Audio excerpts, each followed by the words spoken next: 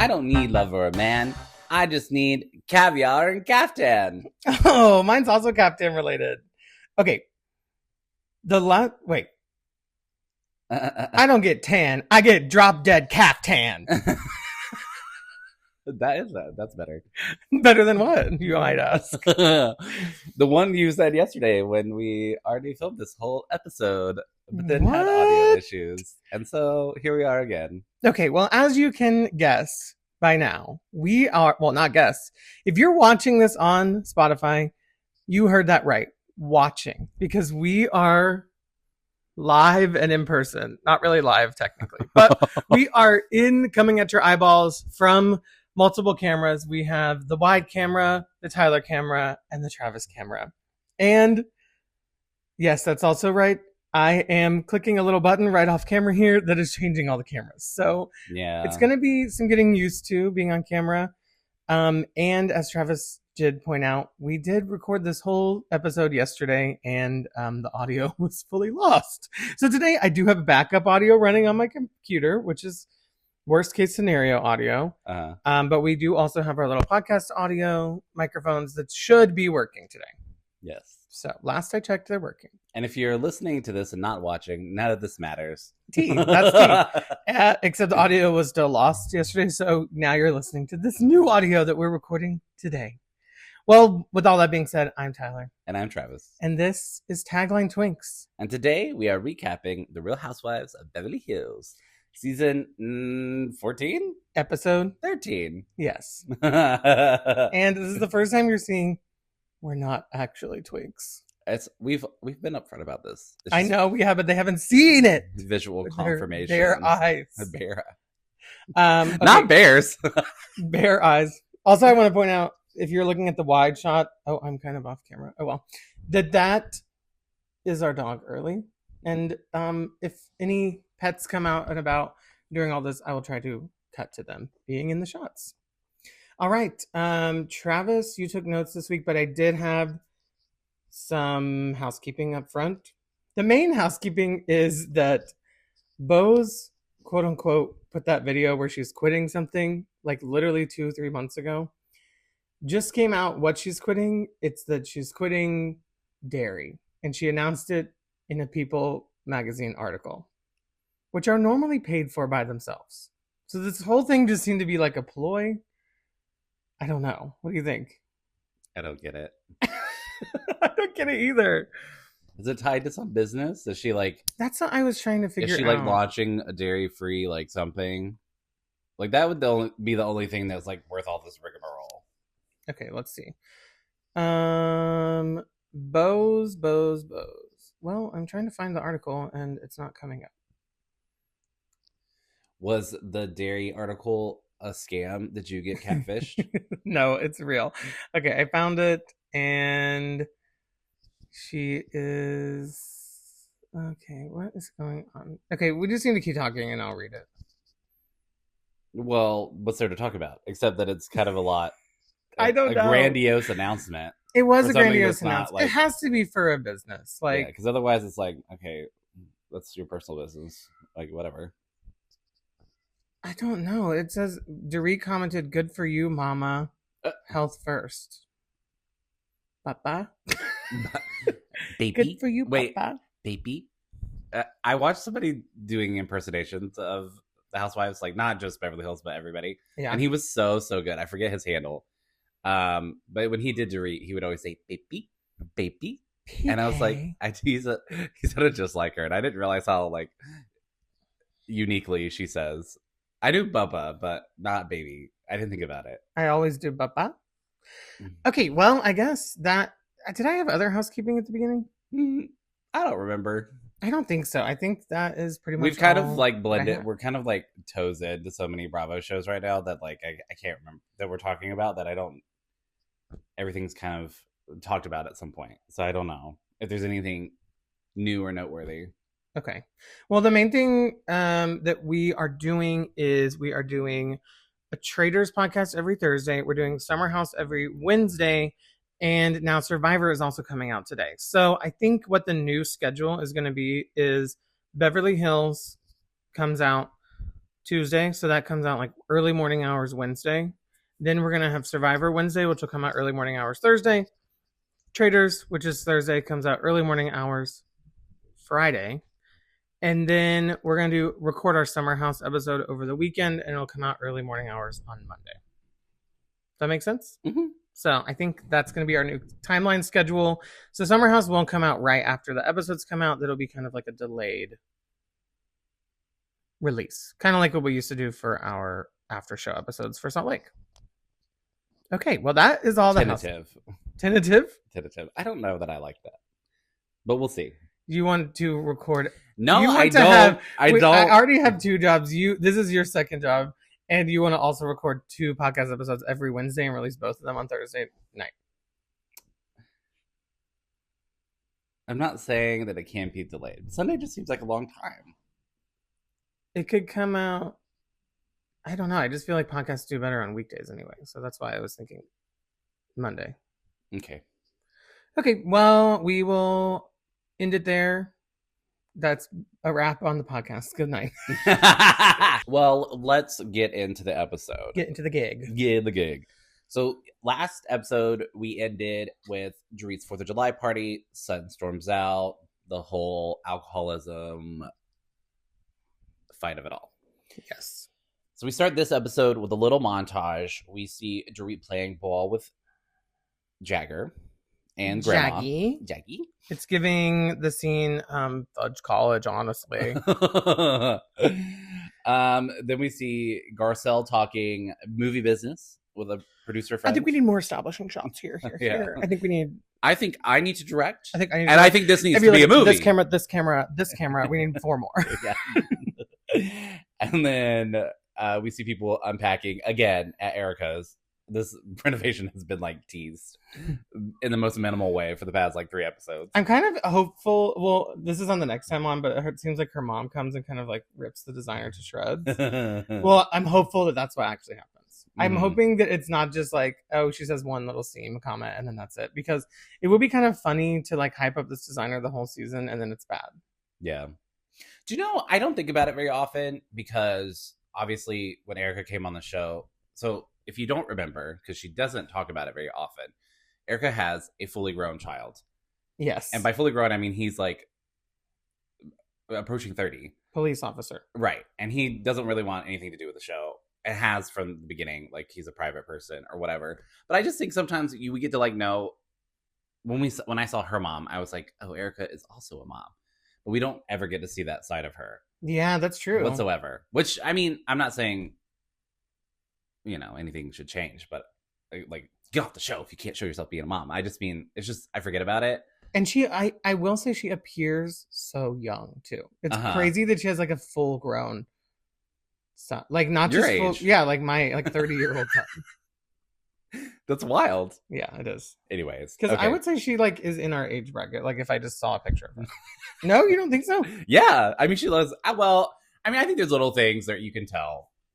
Even no matter how good somebody looks, like, you know, but yes, she does look very great. Okay. Well, we get our first scene with Miss the Incomparable, the couture, Miss Tilly. Miss Tilly. I'm deciding what I want to refer to her as, because I've done in my brain and notes I said Jennifer, which I don't like. She's not Jennifer. She is Jennifer. They all call her Jennifer Tilly. She's just Jennifer Tilly. Tilly. It's like a whole name. She's Jennifer Tilly. She's Jennifer. Why? But you know why? It's not like we say Kyle Richards all the time. It's Kyle. It's not Dorit Kemsley. Maybe it's because like we knew her before. You know what I mean? Like maybe it's because I don't know. That's the only thing I can think of. So, but I don't. She's like an actor. So in my mind, she is Jennifer Tilly. So I don't want to say Jennifer, and I count Tilly. I kind of like, and then I like J Tilly. What about Jen Tilly? Someone said that. Oh, Jen Tilly. Jen Tilly. That is a drag queen name if I've ever heard one. Welcome to the Saints, Jen Tilly. Okay, so Jen Tilly for right now. I like that one. Okay. All right. It's like diagonally. Diagonally. No, our millennial showing. Okay. All right. So she's decided. That is our age bracket of listeners. So yeah, she's deciding to throw a caviar brunch party at Caviar Caspa Caviar Caspia. Caspia. Which is some famous place in LA or whatever. Well, they said it's a famous place in Paris that then like they put one in Beverly Hills. Yeah. Apparently, they're famous for their loaded potatoes, which are baked potatoes with caviar, and they range anywhere from $250 to $1,000 a potato. That is obnoxious. Twice baked. Yes. That's Wait, have you had? We've had caviar. Yes. Okay, we had. My mom got us, and I'm questioning this because I'm like, it wasn't amazing. Well, and it wasn't like that expensive, and also there's like alternatives now where it's like kind of similarly shaped, where they're not actually eggs, but they're supposed to taste similar. I'm like, have I had it? I think I have. My mom bought me for Christmas last year caviar, like a caviar kit. Oh, right. Okay. So we tried like 4 different kinds last year, and I didn't like any of them. And then I liked some of those, but also I think I've had it on like on sushi, but also on like something else. I remember where. We went to that BJ Novak's restaurant pop up.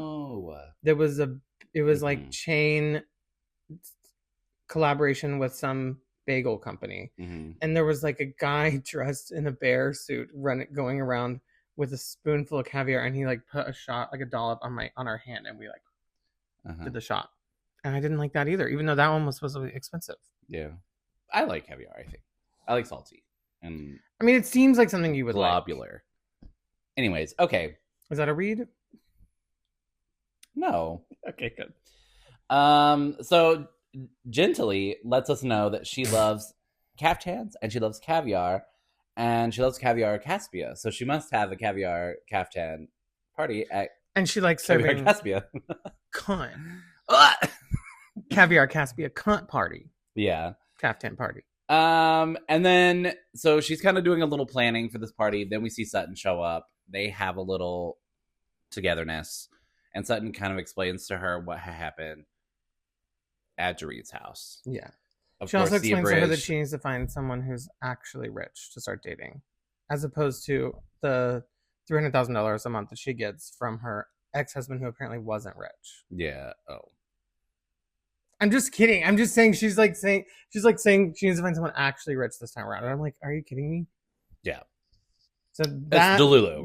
And this is the beginning of the money Delulu. I was going to say that mixed with the following comments this episode. Yeah. I said this last time, so I will say it again. But I think you changed my mind. I can't remember. But I know Gently is a friend of. I can't. You can't? You cannot? Just say it like Gently, not Gently. But I like it. Okay, fine. Okay, Gently. Is that, am I still saying it the same? No, it's just like I can tell you wanted to say it. Okay. She is a friend of, but I wish she was doing a little bit more. Yeah. I really like her, but I don't know that she,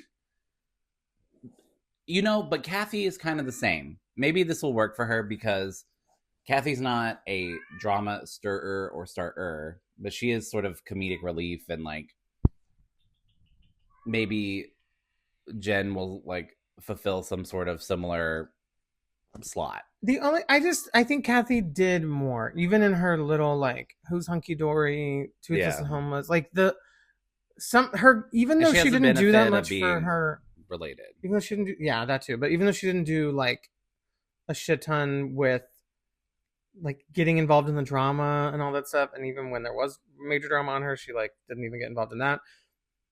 But at least she had these like memeable catchphrase moments where I think she was like became an overnight like star, kind of. Also, ignore Cedar screaming in the background. We don't have a shot of him. He's behind the camera. He's the producer. Even though we didn't have like full on drama with her, we had these moments that were viral and like got her notoriety as a castmate. Yeah. And I don't think Jennifer has those right now. Yeah. Nothing that she's said or done besides like hold up a Louis Vuitton boat is memorable to me. But I like seeing her there, and I like her energy, but she's not giving a lot. I agree. To the show. Okay. Not that I'm saying I want her to go. I'm just hoping that maybe she does more so she stays, because I like seeing her. And I said I think she's doing more on the after show than she was on the show. So I still need to watch that. That's just an undertaking. Speaking of, there is some stuff from this episode that I won't talk about when we get there. Okay, well, let's keep the ball rolling. Next, we see Kyle with her mini dogs, mini dogs, who are always up to no good. It's kind of cute that she's always chasing them around, but at some point, it's also like, don't you get tired? Like, we need like, why do you keep getting more dogs? She needs to host, like every year at the Super Bowl, she needs to host the puppy bowl. Yeah, like she needs to have a puppy bowl party. That would be such good branding for her. And they all bring all the dogs over. Yeah. And it's like, then like there can be like puppy cams in every corner of the party that they like cut to. And while the episode's airing, you can like watch the puppy cams live. Kind of similar to this wide shot, which all you can see right now is Miss Mama's ears. Right here in the wide shot.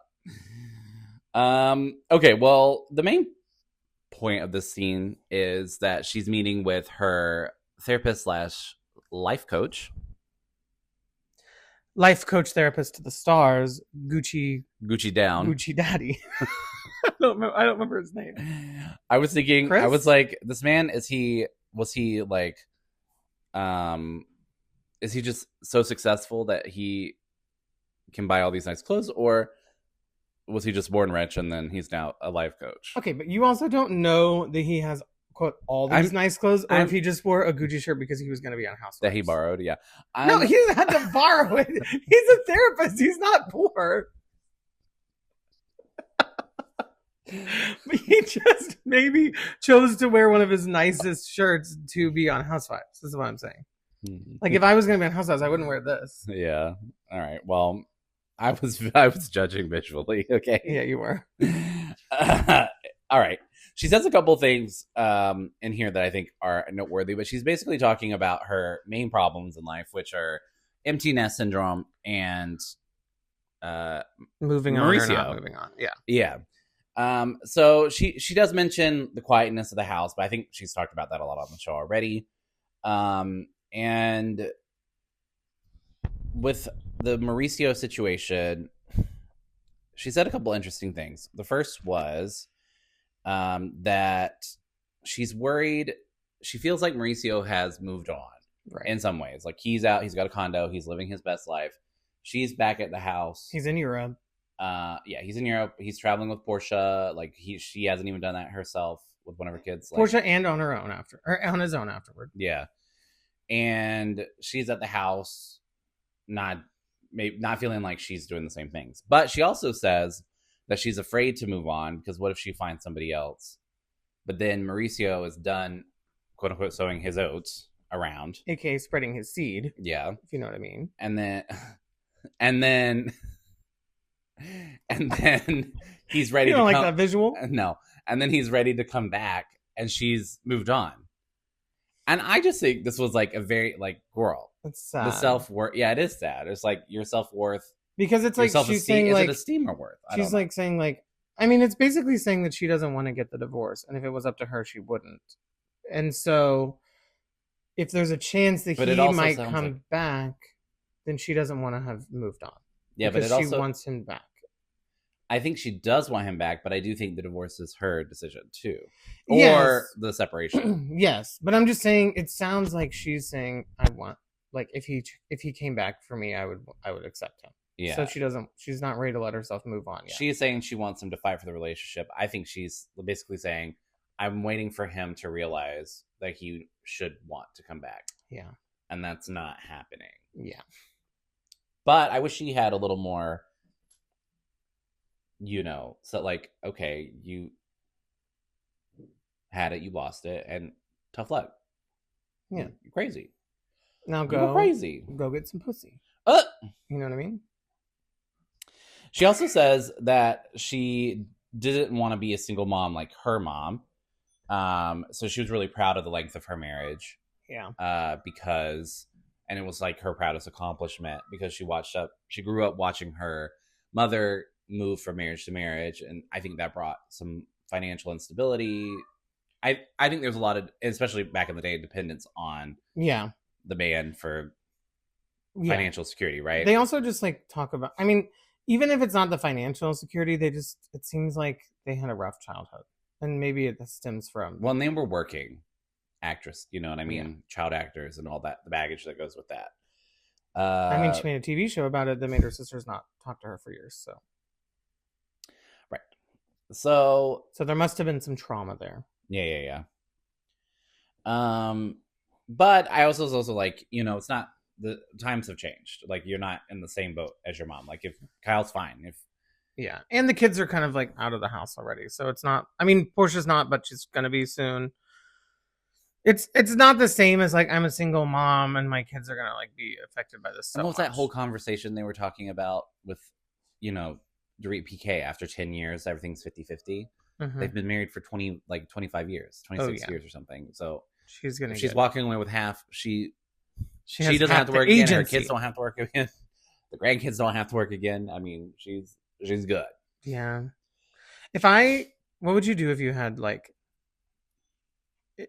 how much do you think they're worth? First of all, the only thing I've seen, I saw an article that said it was like 500 million. That is insane. Yeah. But I don't know. She was worth 500 million. Yeah. That's just her. Let's see what Mauricio's is estimated to be. No, his says his net worth is estimated to be 100 million. So then I don't know. You know, those things those things are like what? Inaccurate. Yeah, that's true. That's true. Hang on. I'm gonna look up Kyle Richards' net worth. Her net worth is estimated to be 100 million. So, what would you do if your parents had $200 million? Like, what would you do if they said, I'm going to set you up for the rest of your life? What would you do, like, with your time? I don't know. I'd probably just travel around. Yeah. Would you have a little condo here, a little flat there? And would your like work be like gardening and hobbies and stuff like that? Yeah, I don't think I would work. I mean, yeah. I think I would want to do something though. Yeah, but that's your personality. Yeah. You're sort of a productive person. I would definitely like be like coattails, like especially if my mom was Kyle Richards, I'd be like coattails Nepo baby influencer basically. Mm-hmm. And that would be fun to me. Yeah. Because you can do travel, you can like do work, but you can also like pay for someone else to edit it all. You can pay for a producer to be here instead of me clicking my own button. Mm-hmm. But then it doesn't actually have to be that like fruitful. But then it probably will be that fruitful because everyone knows your mom, so therefore they're gonna follow you on Instagram too, and then you'll get brand deals. I would be the person that has like niche projects that obviously somebody who's like a rich person's doing this because it doesn't make money, probably. Yeah, but I do think you would probably hire someone to do the video and YouTube stuff, and then you would just get famous from it too. Oh, that's fun. Like you, like in a perfect world, you would have like a woodworking shed, and like make projects and shit like that, like a huge warehouse for making projects, and then you would just hire someone else to film and edit it all, and then it would just be, yeah, you'd be famous from it. Yeah. And more rich. Yeah. Instead, we're working from the ground up, honey. Oh, God damn it. The other thing she said during this time was that he had told her that he was afraid he couldn't be on his own. Yeah. And now he knows that he can be. Yeah, and the main thing was that she's scared. She's sad because it's not that he's saying he's afraid that he can't be with her. Without her specifically. Mm-hmm. Just in general. Not on his own, yeah. Which, I was like, you're a grown man. What do you mean you can't be on your own? I mean, you do get codependent, or like you get used to a certain like way of living. Like, I mean, even last night when you like didn't come to bed like for a long time because you were reading down here, I was like, come to bed. Okay, well, I thought that was sad because, and she said that she was waiting for him to fight for the relationship because they haven't explicitly said, but it seems like there was some sort of infidelity. Yeah. And she's saying that his attitude was waiting for her to get over it and move on. And she was like, no, I want you to want to fix it and want to fight to keep our relationship. And she wasn't getting that energy. Yeah. She wasn't being emotionally fulfilled. Yeah. Know that. And she says she's feeling like she needs to move on, which I think both of us at the time, I was like, no shit, Sherlock. Yeah. It's just sad because I think the main thing is she's realizing she's being forced to move on. When if it was like a opposite, if the things hadn't gone how they went, she wouldn't need to move on. Yeah. She would have wanted to stay in it. But this is such a weird, the downfall, the state of their relationship is so bizarre to me based off of like the presentation of their relationship over the years. Yeah. That it's like, how much, like, was this like a sharp turn or did we just not see everything? I mean, we saw a lot of tabloids saying he was cheating for years. Where there's smoke, there's fire. Oh. Okay. Where there's oats, there's sowing. Thank you. All right. Well, we leave Kyle and we go to see Bose, who is also meeting with a specialist, but a fertility specialist. Also wearing Gucci. Oh, yes. Well, holding. Right. She says she likes to bring everybody to her, and I think we both agree that if we had the money, everybody would just come to our house anyways. That's 100%. Just so nice. Like, you getting your nails done. Not that I am, but if you are, they're gonna be at your house. Whatever. I think that's great. You're getting your podcast filmed. There's going to be a producer at your house. She also has a new confessional look. Oh, yes. It's so good. So good. But I always think of it as a single. I was thinking of it as a single boob. But really, her boob's not out, obviously. But there's just like a lace beige thing happening and then a river of fabric. It wasn't beige. It was black lace and then another black fabric. It was like skin tone underneath. Yeah. But whatever. Okay. So she's telling the doctor about her past experiences, and basically the whole point of this is to kind of discuss like what it would be like to have a child at this age. What are the chances? How many eggs does she have, available for it? And Keely is there. We basically learn that the odds of her conceiving naturally at this age is extremely low. Unassisted is less than 2%. Yeah. So whatever. She does say... go ahead. She does say in the confessional that she loves this man, she wants to marry this man, and she wants to have his babies. Yeah. All the while, in real life, they have not yet He hasn't said I love you. They love each other to each other. Yeah, and she's only said it, like, to us. Yes. So I really like Bose, and I'm happy, I'm happy, that she has the resources to have a child at this age. But I'm very confused about how things are happening. It is confusing. I don't know, but some people just really like know when they know, and she knows she wants to have a baby with him, like, and now's the time or never. Yeah. So. Which power to you. She also said something about like people would be curious why I'm wanting to have this baby at this age when like there's a chance I don't survive. Yeah. But there's a chance I do. And I was like, what? Yeah. We're talking about a chance of you surviving? Like, maybe just hire a surrogate. Yeah. Like, you have the money. Just do surrogate. I agree with that. But some people feel very... I get it, You know what? For our perspective, surrogacy the option was never to be in our bodies, right? So yeah, true. And women have more of a... Especially who have already been through pregnancy, there's like a bond thing happening. Yeah. I think famously Khloe Kardashian talked about how she had a hard time with her baby. Watching that season? I'm still talking. Shut the hell up. Khloe Kardashian had a hard time bonding with her second child because of the surrogacy. And she talked about how like it was a little weird. What? Yeah.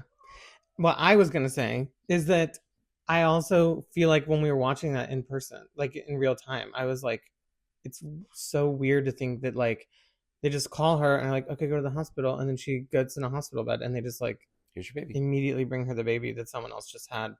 It is just a little bit like I could understand it being like, it doesn't feel real, like it doesn't feel like it's mine because it just was like all of a sudden there, poof. Yeah, I don't know.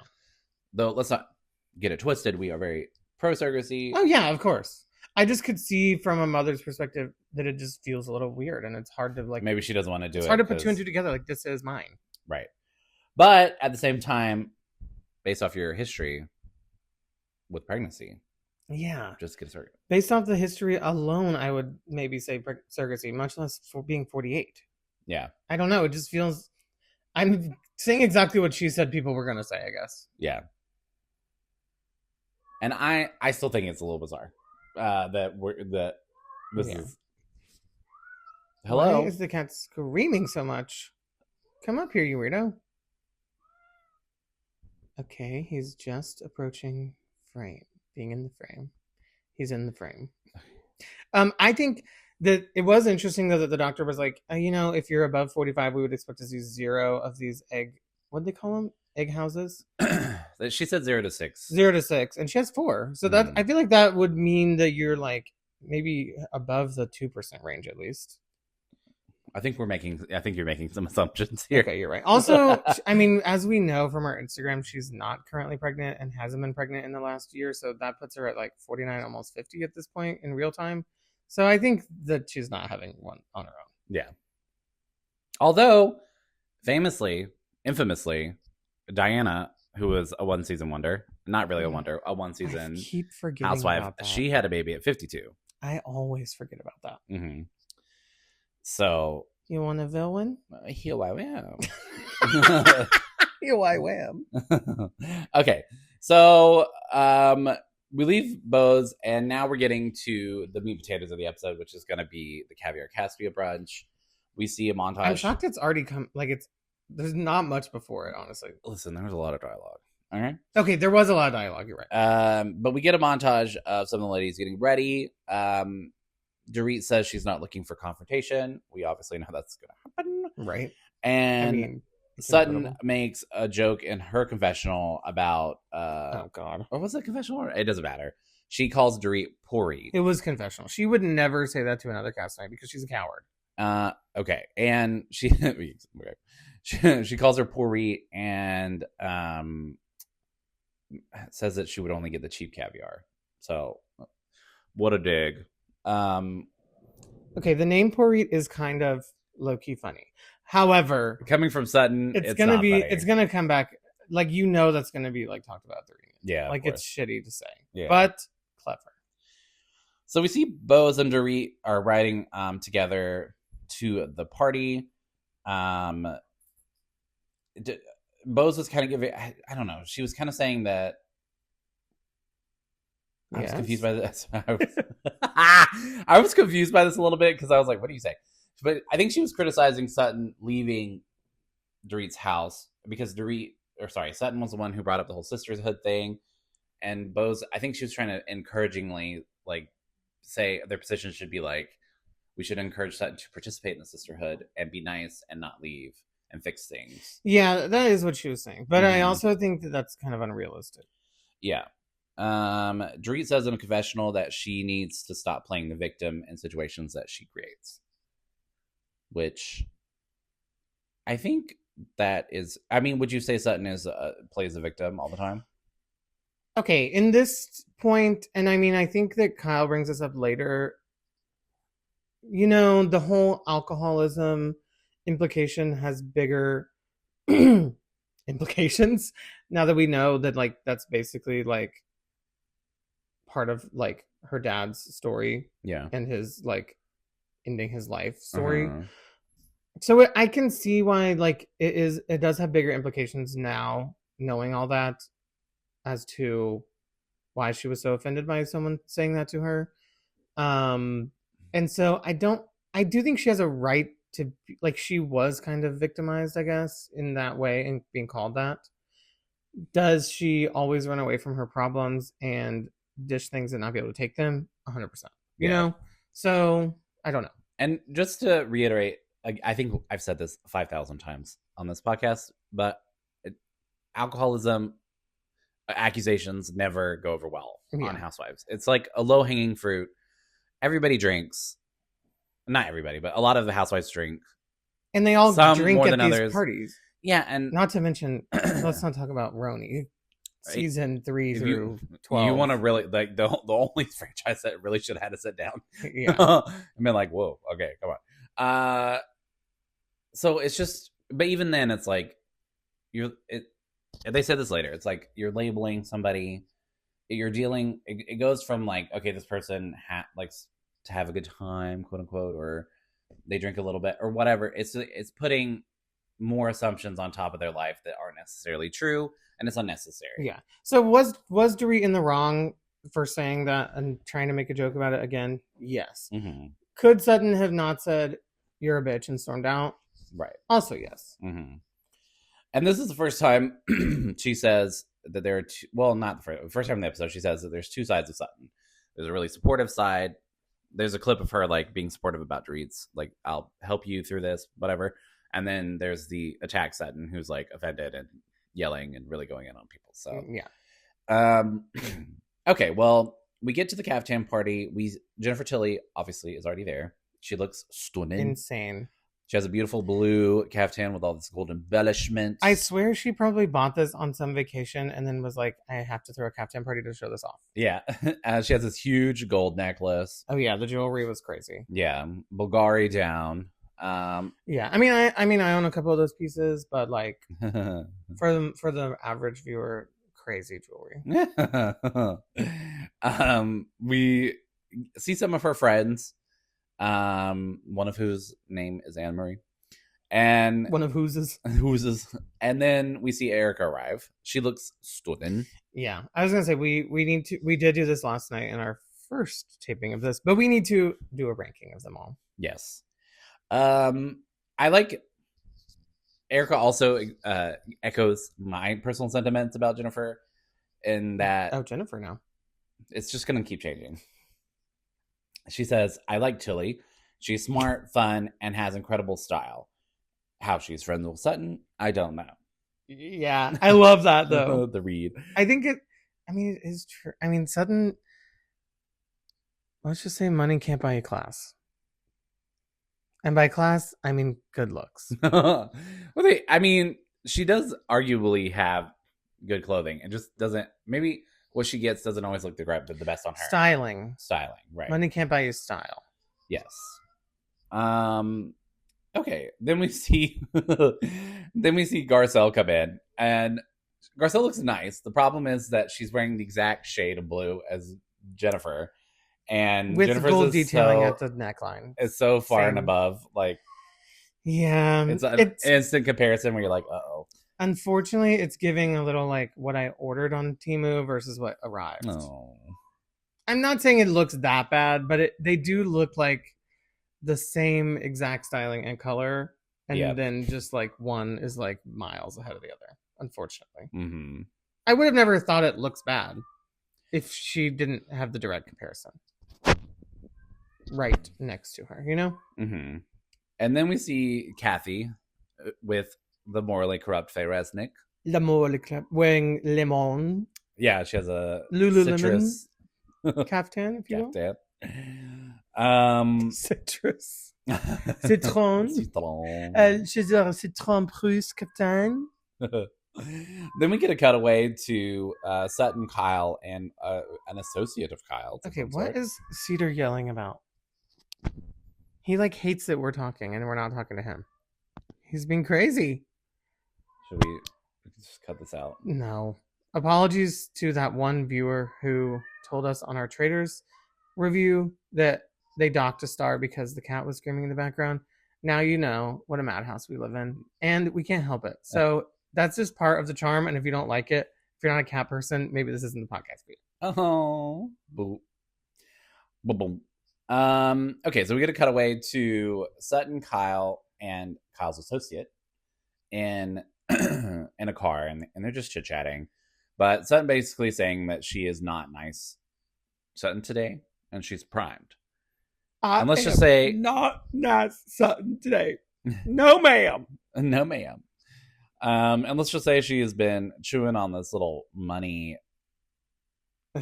argument for a minute, because she sat in her bed last night and she said, how am I going to win this argument? Yeah. Oh, I know. I'm going to call her poor. I'm going to tell her I'm richer than her. Yeah.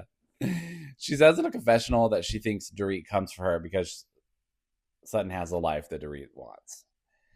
And while I can say that getting $300,000 a month in alimony is enviable for everyone who doesn't have that, it's not. I've never once gotten the feeling that Dorit or any of them are jealous of each other. No. In that way.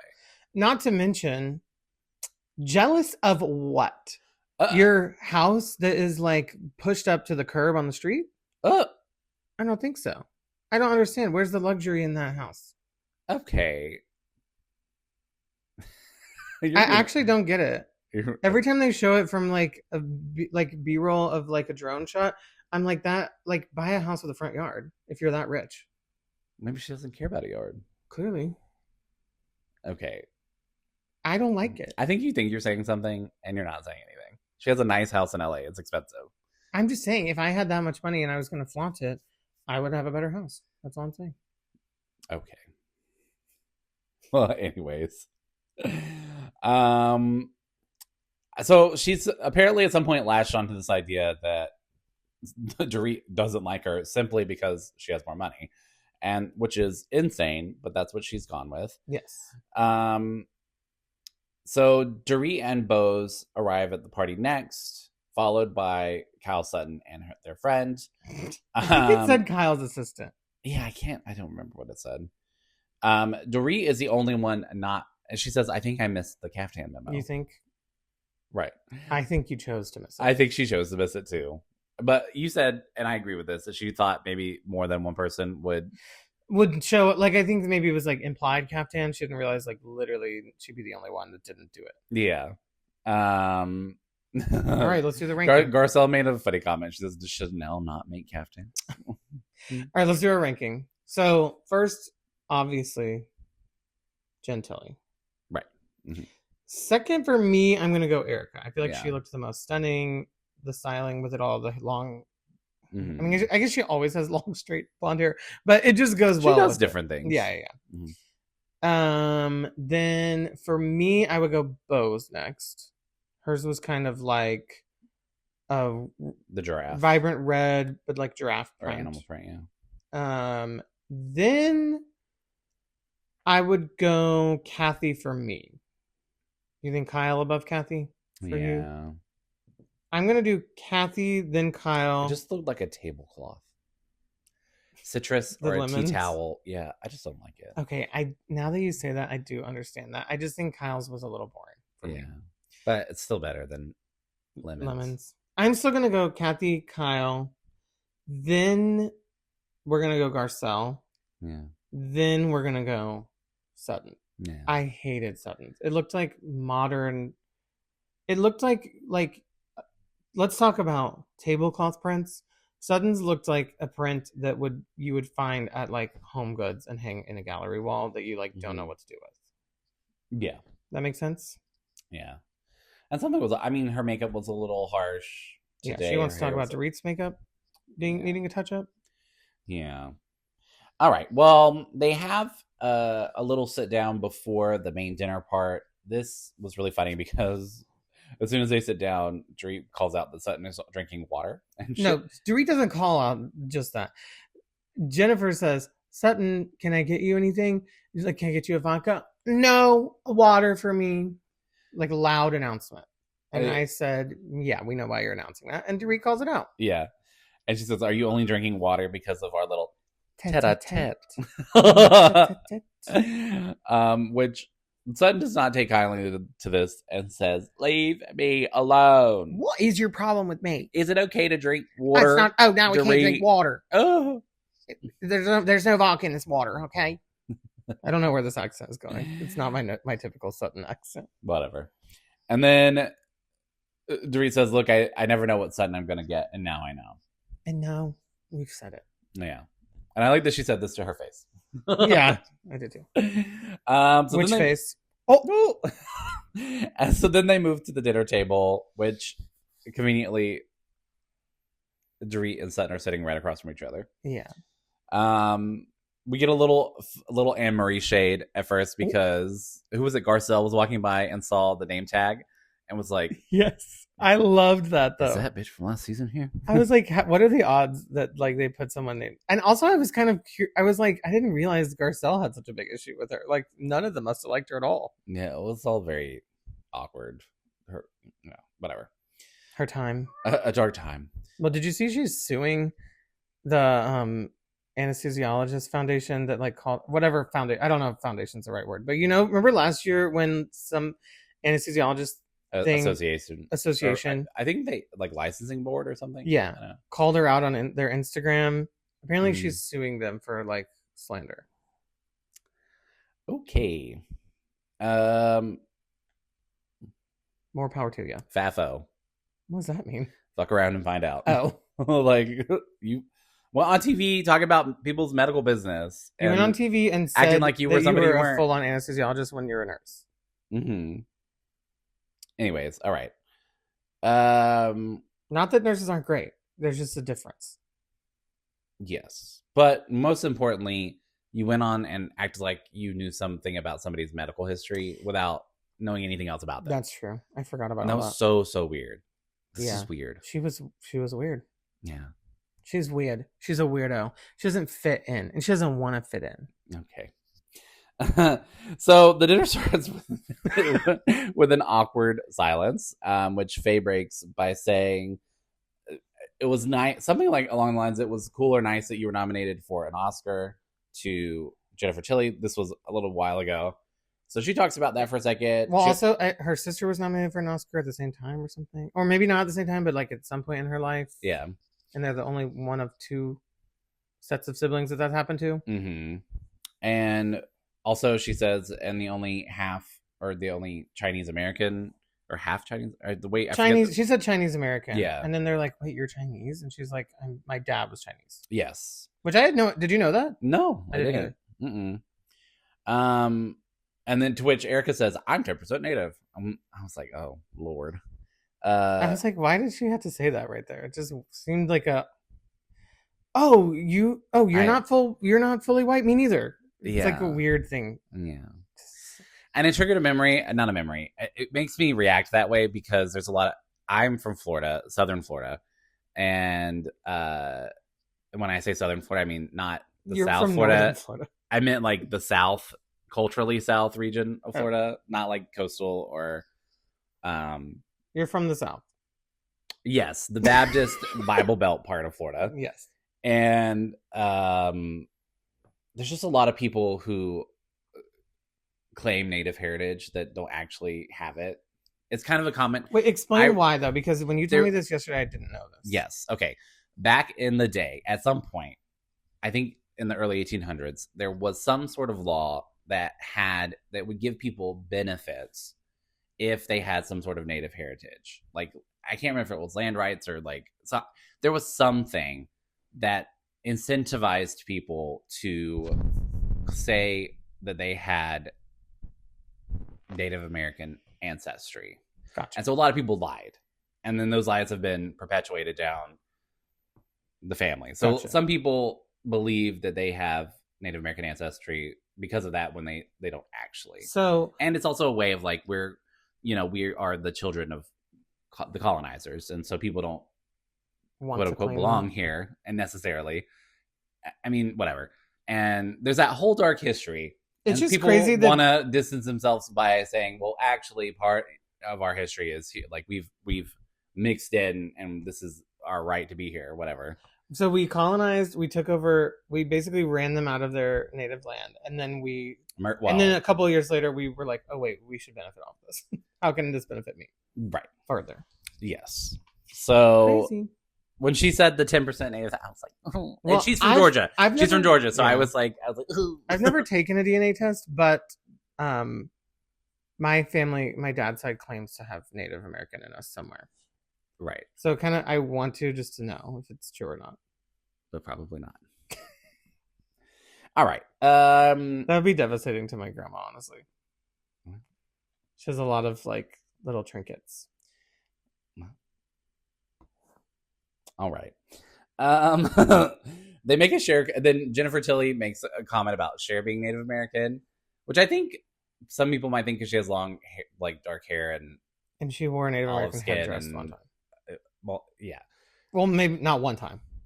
It's classic Cher iconography. But Erica corrects correctly that she's actually Armenian from the Valley. To which Kathy says, what is your obsession with the Valley? Right. But Erica says she loves the Valley and she used to live there. Mm-hmm. So Pasadena. We then see Sutton speaking French and then getting all hoity-toity about speaking French. I was like, okay, whatever. And Dorit making a side eye because she actually speaks French. Does she though? I thought she spoke Italian and Spanish. I think she speaks Italian, French, and Spanish, and English. I thought it was Italian, Spanish, and Hebrew. I feel like it's like 7. Like crazy. No, I mean, whatever. So then Sutton turns to Bose and says, "How many people do you have in you today?" Because of the comment that, and I think maybe Sutton was roping Bose into with Dorit. And it made no sense. It didn't, because Dorit made this comment directly to Sutton, and Bose was very confused, and she's like, "What are you talking about?" But this was a segue for her to like get Dorit involved, and Dorit's like, "Well, just back off of me," and then Sutton's like, "No, you back off of me." No, you. And then she says, "Actually, I'm gonna say something to you." To which Dorit makes an announcement to the table. This was such a power move. This was so funny. She picks up the glass, dings it, and says, "Everybody, Sutton has something to say." Which, what a way to put somebody on the spot. Also, just such a good Housewives move. It's like, oh, wait, you thought you were going to get away at a dinner table on Housewives with only saying something to me? No, I don't think so. Right. The whole table's going to hear it. Mm-hmm. Sutton is saying, "I came in peace to your home. You made me wait until Kyle got there to come down. And then you took my bag and made your little joke." Which the joke was awkward and went on too long, but it was a joke nonetheless. It wasn't meant to be a dig, I don't think. To which Dorit says, "How vicious of me having a little humor." Have a little humor. Which I thought this would be good memeable content. True. Mm-hmm. And then it kind of just segues into the drinking thing. She's complaining more about waiting and that she only came down when Kyle was there, and then she summarizes like this is the whole issue with the drinking comment. Yeah, I will say I think Dorit is kind of, it's like watching some like what's that saying about pulling teeth? It's like pulling teeth. Yeah. What's that saying about pulling teeth? It's pulling teeth. Yeah. But Dorit doesn't want to give her any ground on the alcohol thing until she absolutely has to. She also calls out that like Kyle was really the one perpetuating it last season, which is true. Well, she said, "Kyle, I wasn't the only one." Kyle was talking about it, but Sutton says, "Well, I've talked to Kyle, and Kyle has apologized to me." And she says, "Haven't I apologized to you?" To which they showed a clip of her at the reunion saying, "Do I think Sutton has a drinking problem? No, but I don't know. But I don't know." I did think that was funny that was what she remembers being an apology. And then she goes back to Sutton saying, "Do you think that was an apology?" Because it certainly was not. And then this is where Sutton jumps the shark and saying, "I'm sorry, you need to pick on somebody else whose wallet fits." Like she just had her moment. I did it. I said that. Yeah, I said that. That's why you hate me, because you're poor. That doesn't make any sense at all. I know. And this obviously doesn't go over well at the table. Not that anybody is really jumping in to help Dorit. No one says anything. I was like, well, Erica does. But even Garcelle, like when she said the comments, she said, okay. Like. But Erica says, "You think you're bigger than her?" Right. And a confessional, Kyle says I think my wallet is. Okay. And a confessional, Kyle says that's embarrassing for Sutton, which it is. Erica says what you just said. And then I need to talk about the after show thing that Kyle says. Okay, go ahead. She says on the after show, like, it doesn't make any sense and it's coming off bad. But also, you want to talk about like the wallet not fitting. Basically comparing her wealth to Sutton's wealth. Like what she said was, if we're gonna rank people based off of how much money they have the bank account, then Sutton can also take a seat. Yeah, exactly. Which is great. I mean, thinking about how much money Sutton gets on a monthly basis just in alimony, not from any other business investments, etc. And for Kyle to just be like, she's a small fish to me, is that's so much money. I also thought this was a choice. This made me think about it too. From well, her net worth is $50 million apparently, according to this one website I just looked at. It must be true. So small. So small. Okay, but Sutton is good friends with Garcelle, right? And correct. Garcelle is an accomplished woman, right? Correct. And actually self-made, not correct divorced money like Sutton. As Dorit pointed out, she said she thinks because her ex-husband dropped a big pocketbook in her lap, it gives her license to be a fucking cunt, is what Dorit said. Which is my meme of the week. Yeah. But Garcelle is self-made, is very accomplished, but doesn't have the same amount of money as they do. Mm-hmm. So if you're, do you know what I'm saying? If that's what you're saying, like your good friend is sitting right next to you, like what are you saying about her? Yeah. And also, the whole thing is kind of stupid to me. Hi, Pups. The whole thing is kind of stupid to me that in general, I don't know. It's just like so many of them didn't get their money from being self-made, Dorit included. However, it's just weird that they're like compare. Like it's like, I don't know. It's basically like saying like, well, my parents make more money than you. Yeah, in a it's like childish. Roundabout way. It's childish. Like my ex-husband made more money than your current husband. It's like, okay, cool. We're all rich. We all like. It's weird to just compare it all. And it's also just like I said. I think she just latched onto this idea that she was trying to figure out why she thought or could say that Dorit was coming for her all the time, even though she's not, or why they don't get along. It's just like Dorit doesn't like you probably, and you're not the most likable person all the time. And that's just it. It doesn't have, but she said, "Oh, it can't possibly be me, so it must be the fact that I have more money than she does." Yeah, and she thought this was gonna like land because that was the truth or whatever that she's discovered. She's like a sheepish narcissist. Like I don't understand. It's like two things that don't seemingly shouldn't go together, but they are. Yeah, and so now you just like an ass. Yeah, exactly. Even though she had a little bit of a leg to stand on with the alcoholism fight. Now you can't win it because you've just gone way too far into something that so far out of left field. It's like, what are you even talking about? And I think she realizes it isn't going well for her because Erica says, "What does the money have to do with it?" Yeah, and she says, Sutton says, "It doesn't." Then why did you bring it up to begin with? Yeah, exactly. I know that we also were kind of wishing Dorit maybe did a little like rebuttal or something, like caused a lot of Housewives drama. But I do think Dorit staying kind of like calm and silent makes it Sutton look even worse. Yeah. Yeah. Because if she had reacted super negatively or like and said something else, like maybe rude or people dumb, would say like, well, she is sensitive about having less money or whatever. Or if she like retaliated too far and said something else that's like didn't land well, then they both look bad. But instead, it's the Sutton looking bad episode, basically. Exactly. And she does say in a confessional, obviously filmed after this, that she was proud she said it. She doesn't regret it. Yeah. Sutton doesn't regret saying it, and she's proud she said it. And I'm like, what pride do you have in that? It doesn't make any sense, but it doesn't. Yeah. She's just doubling down because she's dumb. I don't know.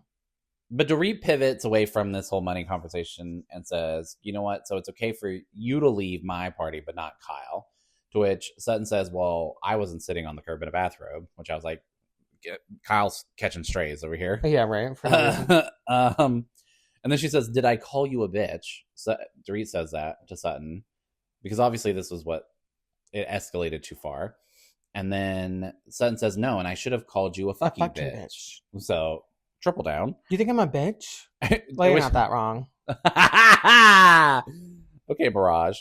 At this point, Garcelle's also saying the only thing Garcelle's contributing so far in this is just being like, Sutton, you're going too far. She's like, okay. She said, okay. And then she said, like back up.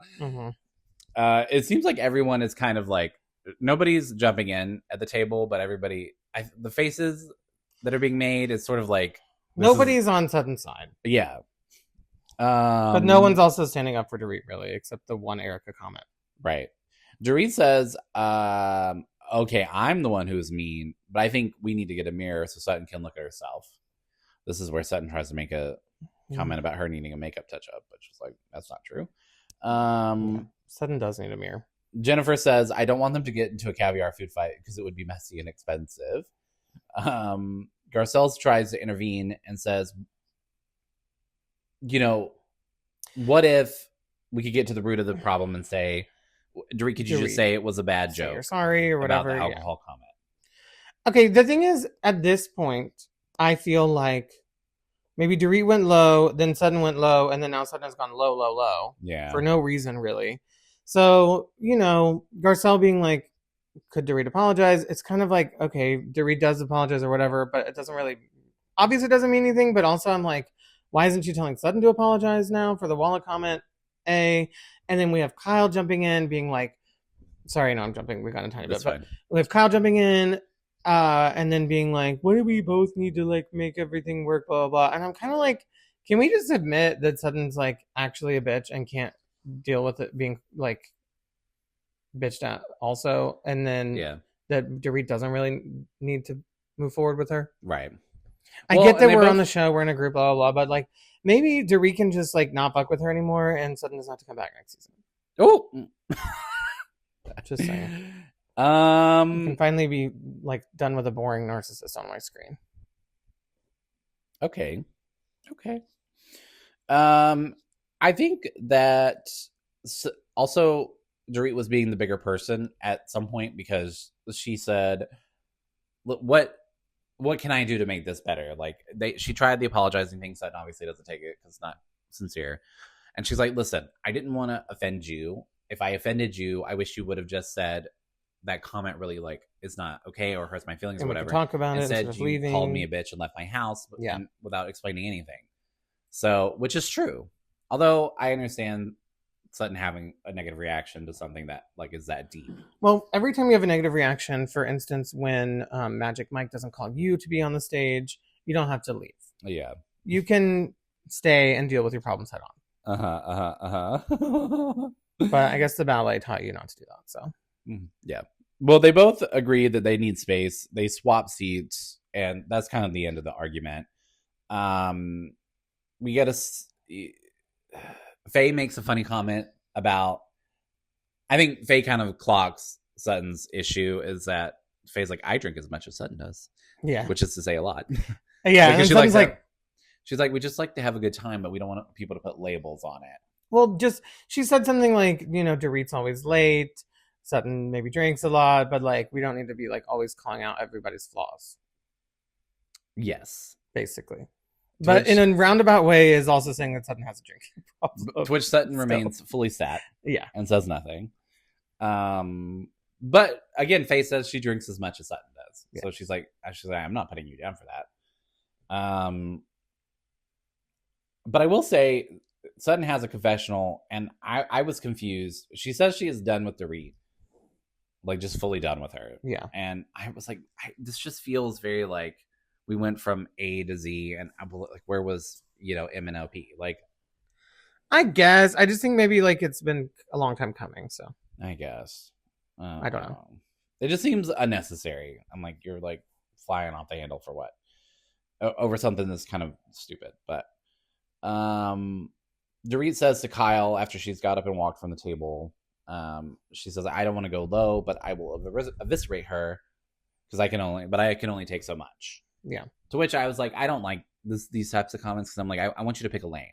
Either don't, because this is like, I think she's just saying like, I could have said something really bad too at the table and I didn't because I know. So pat me on the back for being the bigger person. I don't think she was saying pat me on the back. She was just saying, I know, but this is my personal opinion. I don't like when people do this because they're like, I could have eviscerated her, but where is the proof? Where's the proof? Did you? You didn't. I haven't seen it. Well, I feel like she eviscerated her in her confessional a little bit. Okay, what? No, I want you to pick a lane. Either be the bigger person and say, it would have been fine to say, listen, I'm extending a lot of patience and I can only take so much. That's a good statement. But don't tell me you're going to eviscerate. You could, but you're not going to do it. I disagree. I'd rather you just do it. I disagree with you. Show and tell. Fine. I think Dorit could have had a lot of good reads on her, but instead of doing it right there, she chose to do it strategically to make Sutton look worse. I could have won this fight, but I didn't fight. So yeah, because she didn't have to fight because she already won based on Sutton just looking so bad. I know that. That's not what I'm saying. Okay. Moving on. All right. Well, she also makes a comment about Sutton can come to her when she has balanced her meds. Yeah. It's like, yeah. But she also says, I want to go home and leave this miserable bitch to enjoy her big wallet. Which I was like, she is giving miserable bitch. Yeah, she is. Yeah. Speaking of miserable bitches, Mauricio. Yeah, so that's the end of the party. Then we get this post, a few like little LA montage, then investigative reports, news, article flashes. Breaking news! Yes, Mauricio is cheating. Well, he's not cheating. They're separated. Mauricio's making out with a young, scantily clad woman in an airport. Yes. So there's not much to say about this. We remember when this came out. Yes. It was very tantalizing news. I mean, the main thing is that Kyle said she was blindsided. Yeah, Erica's FaceTiming Kyle. Kyle saying she didn't know that this was coming. Erica's kind of insinuating that while maybe she's not saying it was planned, but that Mauricio should have known better, and that him doing this was sort of like he knew this could happen, so there was some purpose. Could be some purpose. Like to he was being naive if he's doing this in public, knowing that that they're going through all this stuff, and he's a public figure. And Kyle was being defensive of him, which I was like, he doesn't stop it. You know what I mean? Like, ooh. Let the mouse go. So, but she was still kind of saying like he didn't know this was going to happen, and they've been to Europe, and it's not like this in Europe. They don't have paparazzi in Europe, even though they do. But whatever. We also see Sutton and Garcelle talking about it, and Sutton has, again, a very strong opinion about this, and she thinks that it was paid and planned, and that he's getting back at her, because at this time there was also all those. Kyle had that gas station interview, like from the paparazzi, talking about her separation. It was clearly she like called them to say, "Come do this interview," and there was photos of her and Morgan everywhere, and so Sutton thinks this was Mauricio getting back at Kyle. Sutton thinks that he fully basically hired someone to do that photo or told them to do it. But the reality is that it could just be he assumed, he maybe didn't assume it would come out, but if it did, he didn't care because Kyle was doing all these other paparazzi things. Yeah. That's what I think. I think he was being mean, really. Yeah. By doing it so publicly. With this, the Dancing with the Stars, paparazzi photos that came out, there's just too many things. Especially when you're on it. The whole point of the separation is to figure things out and not to just move on with your... I mean, if you're going to move on with your life, then divorce and do that. But I think the separation thing is meant to be you're taking some space apart to figure how you feel. And maybe part of that can be seeing if being with somebody else maybe makes you feel not but you are ready to move on. But again, you're still married to somebody. You're still quote unquote figuring things out with somebody. Why put it in their face like that? Yeah, it's a dick move. Yeah. So what an ass. What an ass. And I'm tired of Kyle defending him so much. He's a grown person. He could do that himself. Me too. But it is interesting that Sutton has such a strong opinion about it too. I don't know that that's going to go over well with Kyle. No. Okay, well, I'm hoping Sutton just keeps digging. Yeah. Dig your way out off the show. All right, well, that's the end of the episode. Next time on, we see that Erica's mother is going to be in town. I think they're finally going to show us the renovations. Please. That they've been teasing for forever. And we'll be tooting and booting. Yeah, exactly. We see Garcelle talking to Dorit about Kyle's Instagram, where she's removed wife from it, and is talking, and Morgan talks about Morgan again. And then we get a clip of everyone yelling at Kathy for being in the way on the runway. Yes. Seemingly at Sutton's fashion show. Yes. Okay, well, do you want to do your center diamond of the week? Or do you want... Yeah, we'll do center diamond first. My center diamond is Dorit. Because I feel like she handled it well. I think she got tossed a shit sandwich and she didn't take a bite. Yeah. I'd agree with that. I mean, really, there wasn't anybody else to get the Sir Diamond this week. Mm-hmm. I said a close second to Jennifer Tilly for being stunning. I would say close second for Erica because she was the only one that kind of stood up for Dorit. That too. In that moment. So, yeah. And then, obviously, say it with me, our put on pause of the week is Sutton Strack. Oh, shut the hell up. Shut the hell up, Sutton. I thought you meant me. I was like, what's it going on? No. Yeah. Okay, well, that is the end of the episode. Let's pray to the gods that all of that got recorded on the microphone. If not, I did do a backup on the computer. And so if the audio sucks, that's why. We will be doing these video specific podcasts just for Beverly Hills starting out because it is a lot of work separate from. And as you can see from our tripods, this is very DIY. Yes. And we're still figuring it out. And from my hand clicking this button every time, that is how I'm changing. So I'm trying to basically do, luckily Travis took notes, but I'm basically trying to do audio, video, have a personality, and change the camera the whole time. So it is kind of a lot. So we're only doing it once a week for Beverly Hills. So every time you hear us on Beverly Hills, you can find this podcast available in video format on Spotify. I also am going to start a YouTube channel that will be probably just called Tagline Twinks. So if you are listening to this and you want to see us visually, either go to Spotify or our YouTube channel, which will be coming soon. Until then, we thank you so much for listening. We will be back tonight for Survivor as well as Summer House. And then we'll be back Thursday for Traders. And then we'll be back Sunday for Potomac. And then we'll be back here for your visual eyeballs Tuesday night for Beverly Hills. This has been fun. Did you have fun? Yeah. Filming it? I feel like I forgot it was happening. I know. That's what I was going to say. I'm glad. No, I'm not glad we lost all the audio from the last one because it would have been nice to at least upload the audio.